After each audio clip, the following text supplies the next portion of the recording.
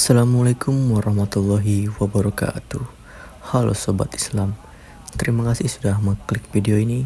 Sebelum mulai videonya, saya doakan semoga Sobat Islam semuanya selalu diberikan kesehatan dan kemudahan dalam segala urusan. Jangan lupa untuk like dan share video ini agar kita selalu berbagi kebaikan dan inspirasi.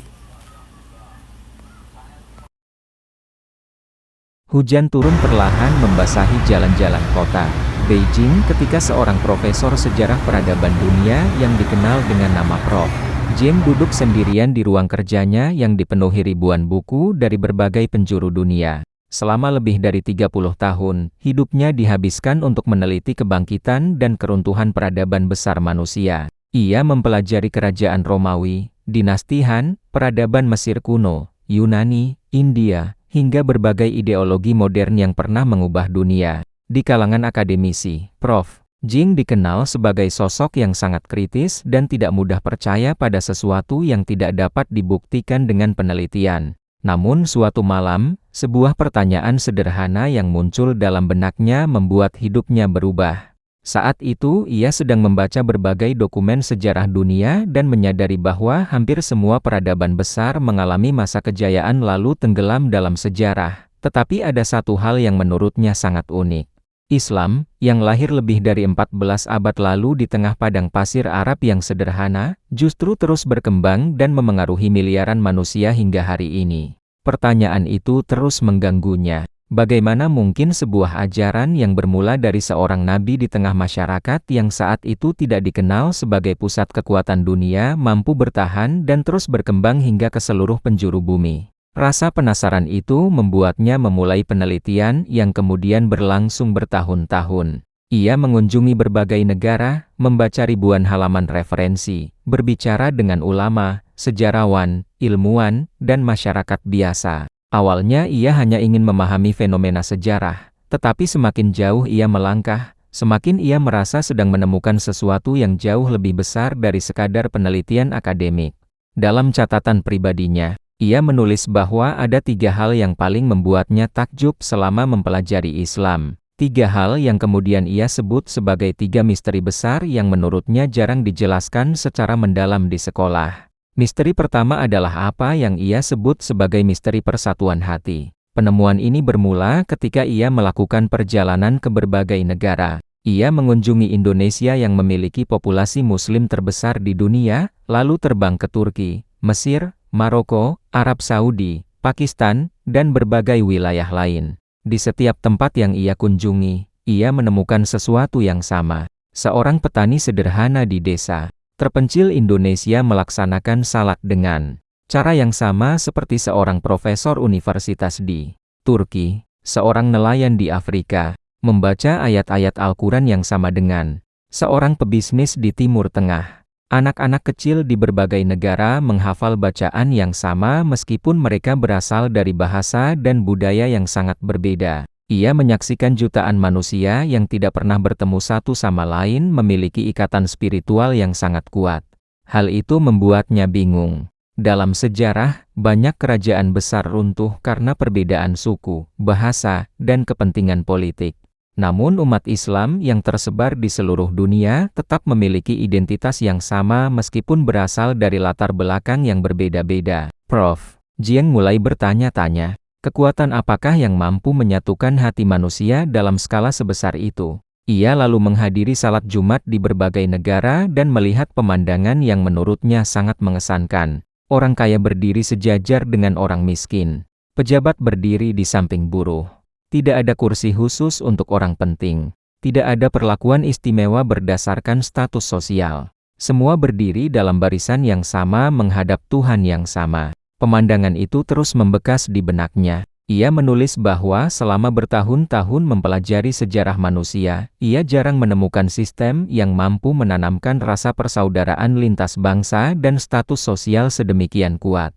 Namun misteri kedua jauh lebih mengejutkan. Ketika meneliti sejarah naskah kuno dunia, ia menemukan fakta bahwa banyak dokumen penting mengalami perubahan, revisi, bahkan kehilangan bagian-bagian tertentu seiring berjalannya waktu.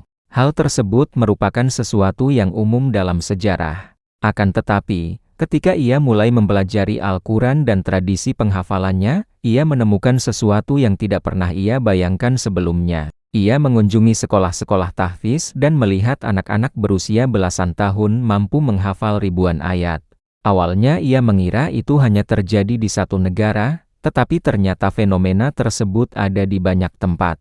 Ia bertemu anak-anak dari Indonesia, Mesir, Pakistan, Turki, hingga Afrika yang semuanya menghafal kitab yang sama. Suatu hari ia menghadiri sebuah acara di mana ratusan penghafal Al-Quran berkumpul. Ia menyaksikan seorang anak kecil melanjutkan bacaan yang terhenti tanpa melihat kitab sama sekali. Prof. Jing terdiam. Sebagai seorang peneliti, ia mulai berpikir secara logis. Bagaimana mungkin sebuah kitab dijaga bukan hanya melalui tulisan, tetapi juga melalui jutaan ingatan manusia? Ia lalu menulis dalam jurnal pribadinya bahwa jika sebuah harta dijaga oleh tentara, itu adalah hal biasa. Jika sebuah istana dijaga oleh penjaga, itu juga biasa. Tetapi jika sebuah kitab dijaga oleh jutaan hati manusia selama berabad-abad, itu adalah sesuatu yang luar biasa. Ia menyebutnya misteri penjagaan. Namun misteri ketiga adalah yang paling mengubah dirinya secara pribadi. Selama perjalanan penelitiannya, ia bertemu banyak muslim dari berbagai kalangan. Ada yang kaya, ada yang miskin, ada yang tinggal di kota besar, ada pula yang hidup sederhana di pedesaan. Namun ada satu hal yang membuatnya heran. Banyak dari mereka memiliki ketenangan batin yang sulit dijelaskan. Suatu hari ia bertemu seorang pria tua yang hidup di desa kecil. Rumahnya sederhana dan penghasilannya tidak besar. Namun wajahnya memancarkan ketenangan yang jarang ia temui pada banyak orang kaya di kota-kota besar. Prof. Jing bertanya apa rahasia kebahagiaannya. Pria tua itu tersenyum lalu berkata bahwa ia percaya setiap rezeki datang dari Allah, setiap ujian memiliki hikmah, dan setiap kesulitan akan diikuti kemudahan. Jawaban sederhana itu terus terngiang di telinganya. Beberapa bulan kemudian ia berbicara dengan seorang pengusaha sukses yang memiliki perusahaan besar. Ketika ditanya tentang rahasia hidupnya, pengusaha itu menjawab bahwa kekayaan hanyalah titipan dan yang terpenting adalah rasa syukur. Jawaban itu mirip dengan yang diberikan pria tua sebelumnya. Semakin banyak orang yang ia wawancarai, semakin ia menemukan pola yang sama. Mereka memiliki sumber ketenangan yang berasal dari keyakinan yang kuat kepada Allah. Prof. Jing yang selama ini terbiasa melihat dunia melalui angka, statistik, dan penelitian mulai menyadari bahwa ada dimensi kehidupan yang tidak selalu dapat diukur dengan data. Ia melihat bahwa banyak manusia modern memiliki segala fasilitas yang mereka inginkan tetapi tetap merasa gelisah. Sebaliknya, ia menemukan orang-orang sederhana yang justru tampak damai dan penuh harapan. Fenomena itulah yang kemudian ia sebut sebagai misteri ketenangan jiwa. Penemuan tersebut membuatnya banyak merenung. Pada suatu malam musim dingin, ketika salju turun perlahan di luar jendela ruang kerjanya, Prof. Jing membuka kembali semua catatan penelitiannya. Di hadapannya terdapat 3 lembar kertas. Pada lembar pertama tertulis misteri persatuan hati. Pada lembar kedua tertulis misteri penjagaan. Pada lembar ketiga tertulis misteri ketenangan jiwa. Ia memandangi ketiga lembar itu dalam waktu yang lama. Dalam keheningan malam, ia menyadari bahwa penelitian yang awalnya hanya ingin menjawab rasa penasaran sejarah telah berubah menjadi perjalanan yang mengubah cara pandangnya terhadap kehidupan. Ia mulai memahami bahwa kekuatan terbesar suatu peradaban tidak selalu terletak pada senjata, kekayaan, atau teknologi, tetapi pada nilai-nilai yang hidup di dalam hati manusia. Beberapa bulan kemudian, Prof. Jing diundang untuk berbicara dalam sebuah konferensi internasional yang dihadiri para akademisi dari berbagai negara. Ketika tiba gilirannya berbicara, ruangan menjadi hening. Ia berdiri di podium dan berkata bahwa setelah bertahun-tahun mempelajari sejarah manusia, ada 3 hal tentang Islam yang paling membuatnya kagum. Ia lalu menjelaskan satu persatu temuannya. Para peserta mendengarkan dengan penuh perhatian. Sebagian mencatat, sebagian lagi hanya terdiam. Ketika presentasinya selesai, tepuk tangan panjang memenuhi ruangan. Namun bagi Prof. Jing, penghargaan terbesar bukanlah tepuk tangan itu. Penghargaan terbesar adalah kesadaran bahwa masih banyak pelajaran berharga yang belum ia ketahui meskipun telah menghabiskan puluhan tahun sebagai ilmuwan.